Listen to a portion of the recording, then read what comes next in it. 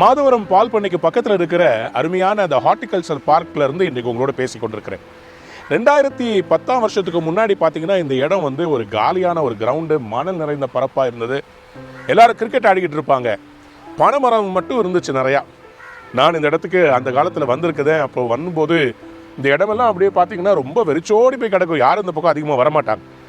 ஆனால் கவர்மெண்ட் என்ன யோசித்தாங்கன்னா, இந்த இடத்துல ஒரு அழகான ஒரு பூங்காவை உருவாக்க வேண்டும் என்று அவர்கள் அதற்காக முயற்சிகளை எடுத்து 2012 இதுக்கு ஒரு ஃபவுண்டேஷன் ஸ்டோனை போட்டு 2013 இங்கே அழகான இந்த பூங்காவை ஏற்படுத்தினார்கள். இது ரொம்ப சந்தோஷமான காரியம். என்னன்னா, எனக்கு பின்னாடி பாருங்க, இந்த அழகான இந்த குட்டி லேக் ஒன்று பண்ணியிருக்காங்க பார்த்தீங்களா, பாண்டு.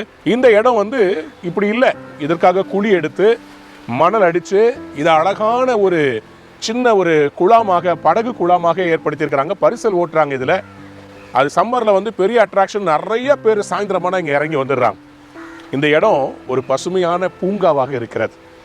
இதை பார்க்கும்போது எனக்கு என்ன சந்தோஷம்னா, நம்முடைய கவர்மெண்ட், நம்முடைய அரசாங்கம் இந்த இடத்துல ஒரு பூங்காவை அமைக்க அவர்கள் முடிவு பண்ணின போது அதற்கு வேண்டிய தண்ணீரை, அதற்கு ஸ்டோர் பண்ண வேண்டிய இடத்தை அவங்களே உருவாக்கிட்டாங்க. இந்த ஏரியாவில் இருக்கிற மக்கள் இல்லைங்க, அரசாங்கம் அவர்களுக்காக இந்த பூங்காவை அவர்களை மகிழ்விப்பதற்காக ஏற்படுத்தியிருக்கிறது. நான் இன்றைக்கு இப்படி யோசிக்கிறேன், நம்முடைய பரலோக தகப்பன் உங்களை மகிழ்விப்பதற்காக இதே போல அற்புதத்தை உங்கள் வீட்டுக்கு, உங்க குடும்பத்துக்கு செய்ய போகிறார். God is going to make you happy. தண்ணீர் என்றாலே சிறு பிள்ளைகளுக்கு, பெரியவங்களுக்கு எல்லாருக்குமே மகிழ்ச்சிங்க. இங்க அழகழகான ஃபவுண்டன் இருக்குது. அழகான கார்டன் பண்ணி அங்கங்க கூரை போட்டு வச்சிருக்கிறாங்க. ரொம்ப அருமையான ஒரு சூழல் இருக்கிறது. மன ரம்மியமா இருக்குது. இந்த இடத்துக்கு வந்தால் நிறைய பேர் வாக்கிங் போறாங்க. தரிசா இருந்த இடம் இன்னைக்கு அநேகம் பேருக்கு சந்தோஷத்தை கொண்டு வருது. உங்க வாழ்க்கை கூட ஒன்றுமில்லாமல் இருந்திருக்கலாம். ஆனால் இன்னைக்கு கடவுள் அநேகருக்கு ஆசீர்வாதமான வாழ்க்கையை மாற்றப் போகிறார்.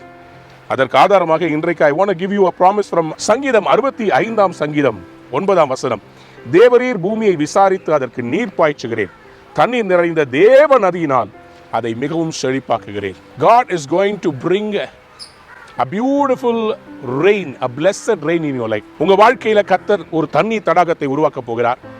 உங்க குடும்பத்துக்கு கர்த்தர் ஒரு தண்ணீர் தடாகம் போல ஒரு அற்புதத்தை ஃபினான்ஸ்ல செய்ய போறார்.